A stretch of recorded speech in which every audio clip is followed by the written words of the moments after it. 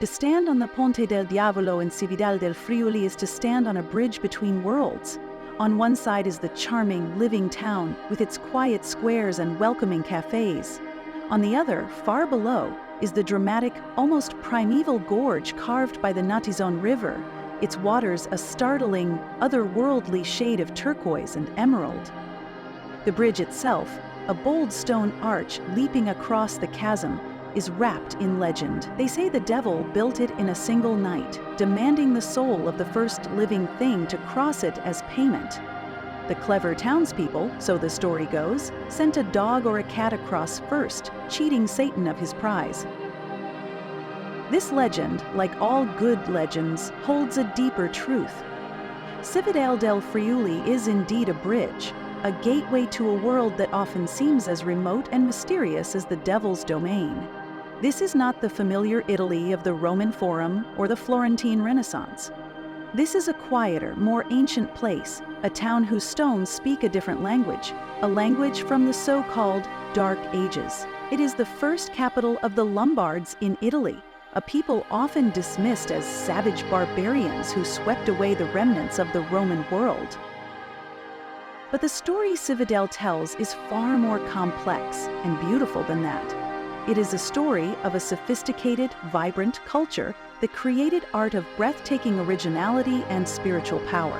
To visit this town is to become a historical detective, to piece together the identity of a lost kingdom from the extraordinary clues it left behind in stone, stucco, and gold.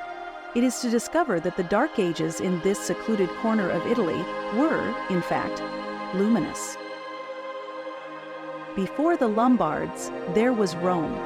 The story of Cividale, like so many Italian towns, begins with a Roman foundation. But here, the connection is foundational in a way few other places can claim. In 53 BC, Julius Caesar himself established a settlement here, naming it Forum Julii, Julius's Forum. This was not a minor outpost.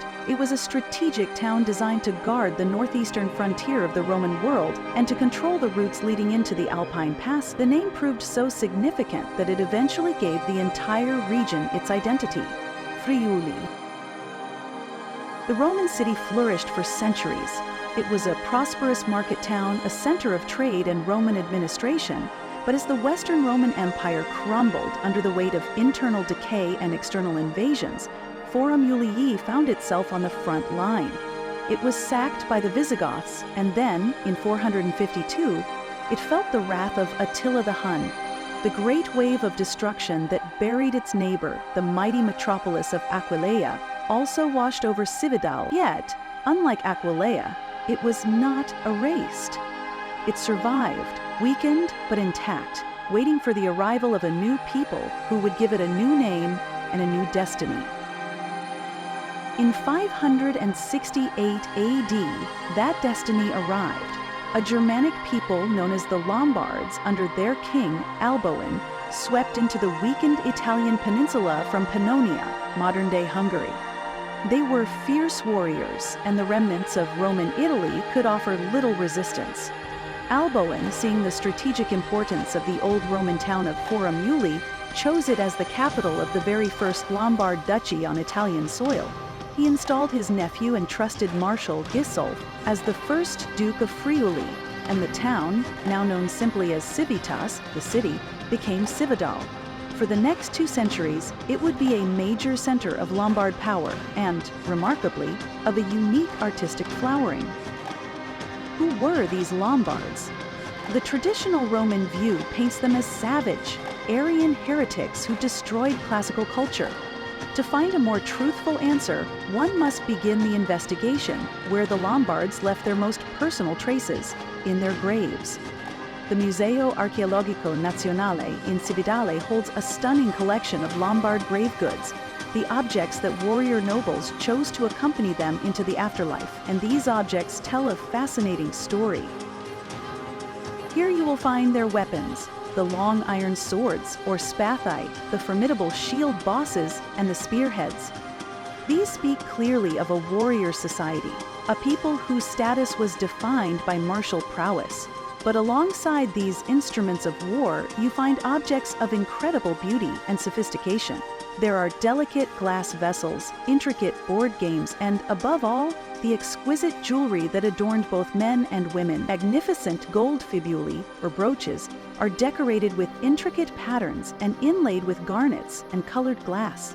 Delicate, cross-shaped pendants, crafted from gold leaf, show a people in the process of a profound spiritual transition, blending their own Germanic decorative traditions with the powerful new symbolism of Christianity. These are not the artifacts of crude barbarians. They are the work of master craftsmen, a testament to a rich and complex culture.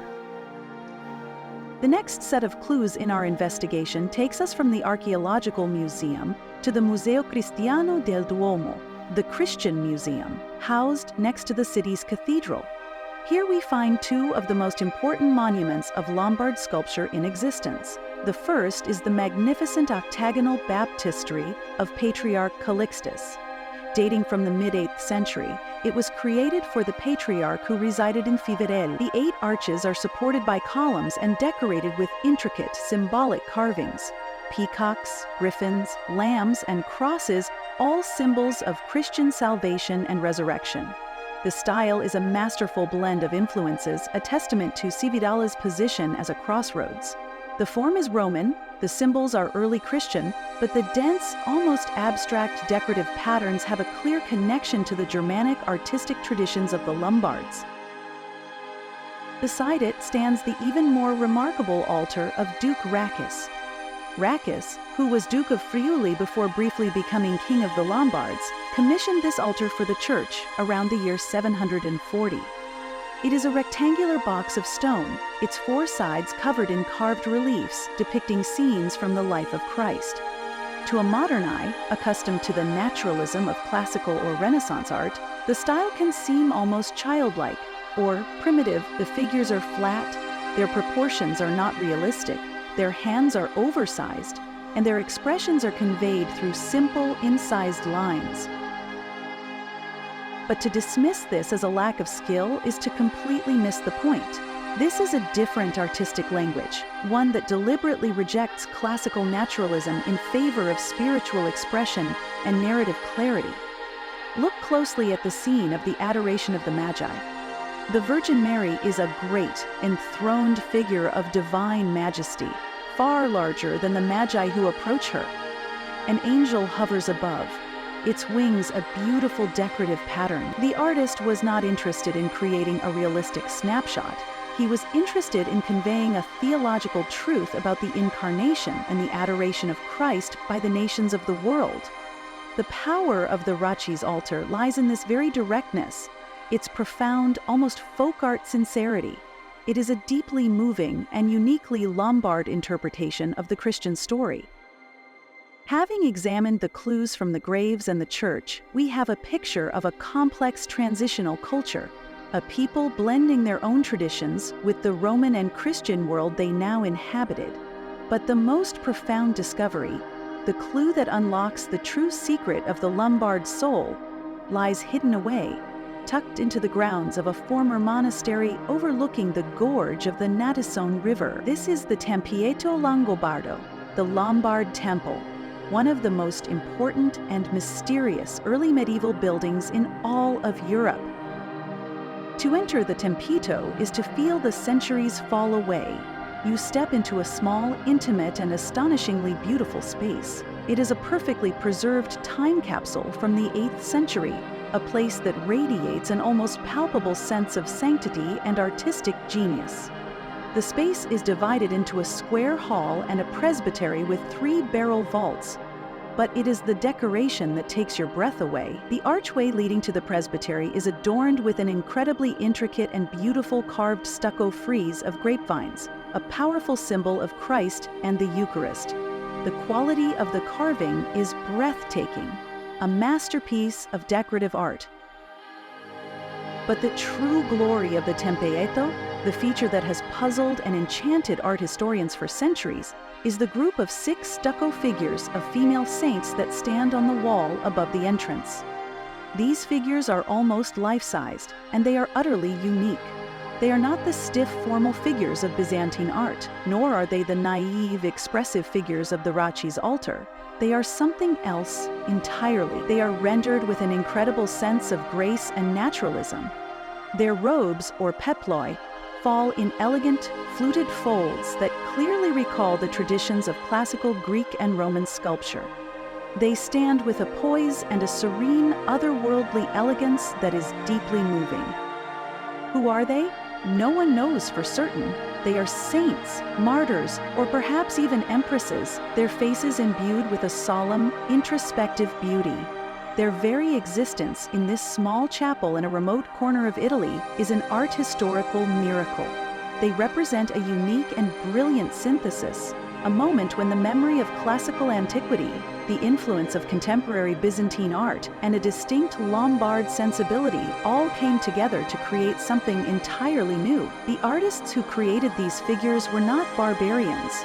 They were masters of their craft, sophisticated creators working at the highest level.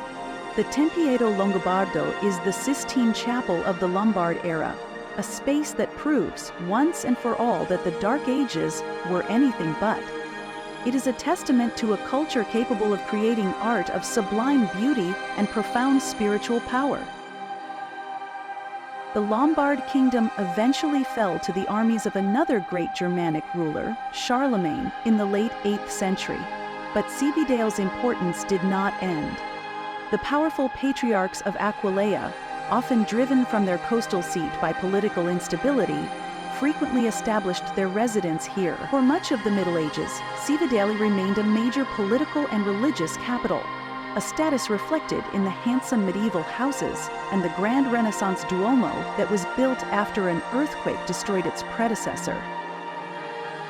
One returns in the end to the Ponte del Diavolo, the Devil's Bridge, and the turquoise river flowing beneath it. The Natisone has been the silent witness to the entire story. It saw the arrival of Caesar's legions and the establishment of Forum Julii. It saw the flight of the Romans and the arrival of Alboin's Lombard warriors on horseback. It saw the slow, patient work of the artists carving the Hrisi's altar and the stucco saints of the Tempietto. It saw the powerful patriarchs holding court and the citizens of a proud town going about their daily lives. Cividale del Friuli's unique and precious gift to the world is its role as the faithful guardian of this crucial and often overlooked chapter of European history. It is a town that challenges our preconceptions about the Dark Ages. It invites us to be detectives, to look closely at the clues in stone and gold, and to piece together the story of a lost kingdom. In doing so, we discover that the Lombards were not simply the destroyers of one world, but the creative architects of a new one, a people who forged a unique and beautiful culture on the anvil of a changing continent. The quiet, beautiful town of Cividale is the keeper of their memory, a bridge to their remarkable world.